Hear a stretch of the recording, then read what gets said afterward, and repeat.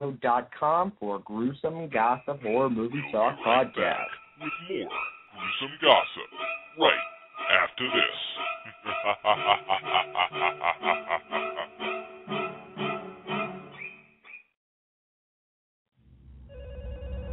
Robert's residence. Welcome home, Sydney. You're a survivor, aren't you, Sydney? What good's it to be a survivor if everyone close to you is dead? You can't save them. All you can do is watch.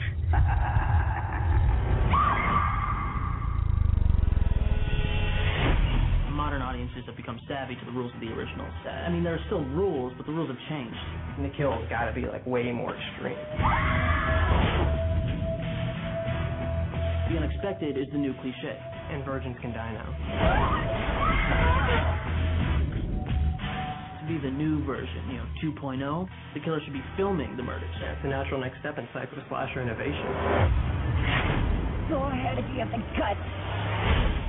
Well, time for someone new to die. These aren't just random killings.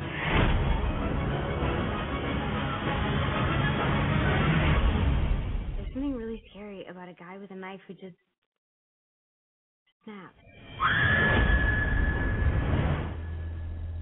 I hear you like horror movies.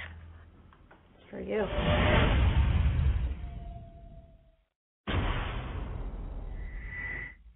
You can't hide. This game has a new design. Fear, suffering, death. You haven't seen anything yet. All of my work has been leading to this.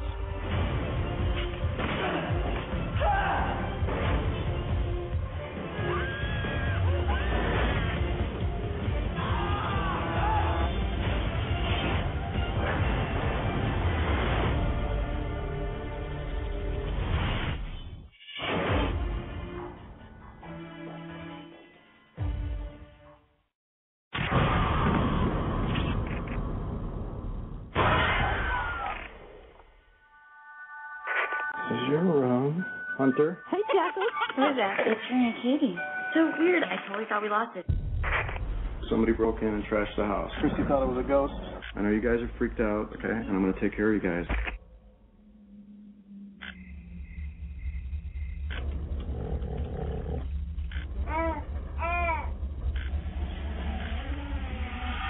What's your take on this whole ghost situation? I think it's awesome.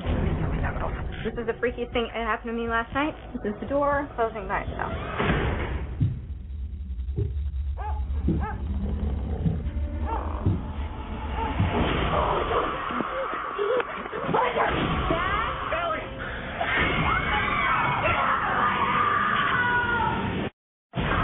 Paranormal Activity 2, rated R, opens Thursday night, October 21st at midnight. And now, back to Gruesome Gossip, right here on blogtalkradio.com.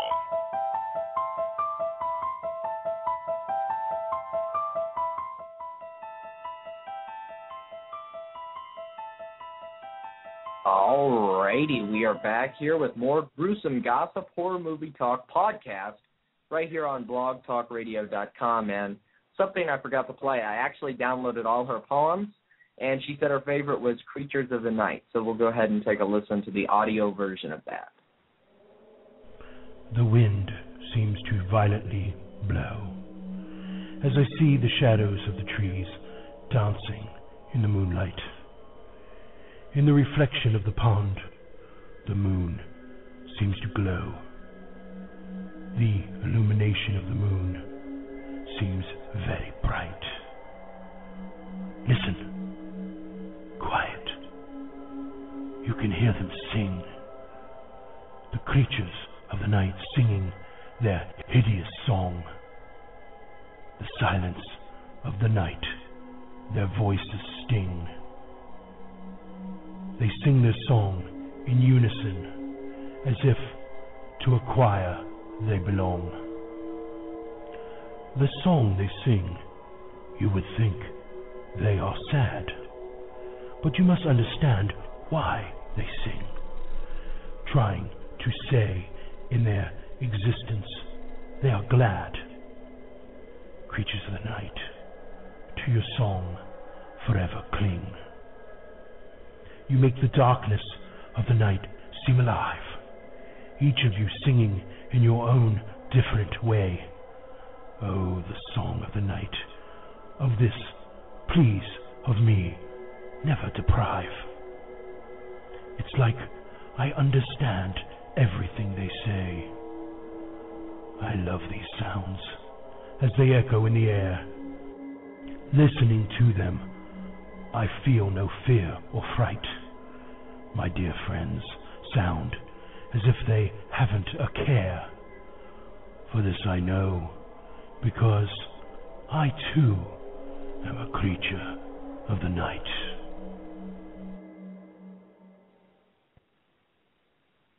Wow.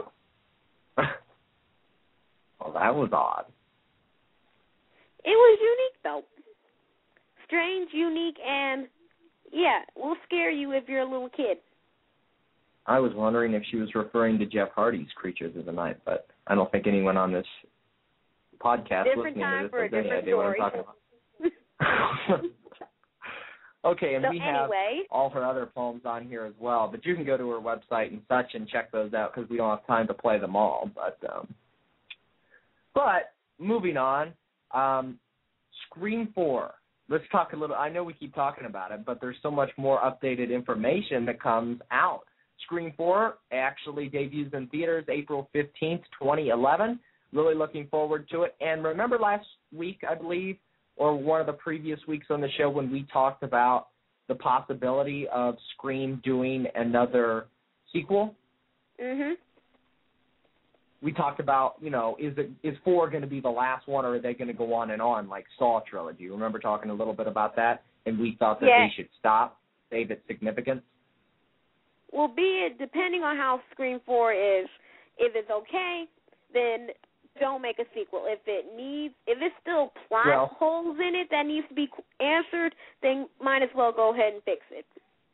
Well, I have the answer because I came across the YouTube clip that I actually downloaded, and it is actually a clip that actually gives us the answer to that question from the director. I believe Wes Craven actually revealed the answer on, let's see here, it was actually on Entertainment Tonight. So we'll go ahead and play that clip. But before that, we're going to play our horror movie quote of the day. And you can call in the guest call-in number to answer this question. Which movie is this horror movie quote from? So I'm going to go ahead and play that. Call in the guest call-in number and answer the question if you can. Here is the quote. You like scary movies? Uh-huh. What's your favorite scary movie? Right there. And that is actually the open we use tonight, the open to our show every week here. So if you can answer that question, please call in the guest call-in number at 1-619-93... I'm sorry, I just completely screwed that up. 1-619-393-6766. Again, if you want to call in and take a stab at that, no pun intended, and that's a hint, by the way, you can call in at 1-619-393-6766 or use your Click to Talk with Skype icon on your screen. And while we wait for a caller, we'll go ahead and play the clip I downloaded from Entertainment Tonight, which explains and reveals whether or not we will see more Screams after the 4th installment out April 15th in theaters everywhere. Then, Courtney and David behind the scenes of Scream 4. She likes a good murder. Behind the scenes on Scream 4, the latest in the franchise that brought Courtney and David together. By the third one, I think we were engaged to be married. This is the chock full of marriage right here. This couple did, Courtney Cox and David Arquette. Tonight, only we can take you to the set of Scream 4. It's the latest in the movie franchise that has earned over $500 million at the box office. Now the Scream series hits number 4 and brings back your favorite stars. It's like going back to summer camp. That Ghostface, he's a troublemaker. I'll hopefully make you laugh and then immediately make you scream. The movie may be dark, but the bright sun played havoc with a squinting Courtney Cox who returns as Gale. pretty bored.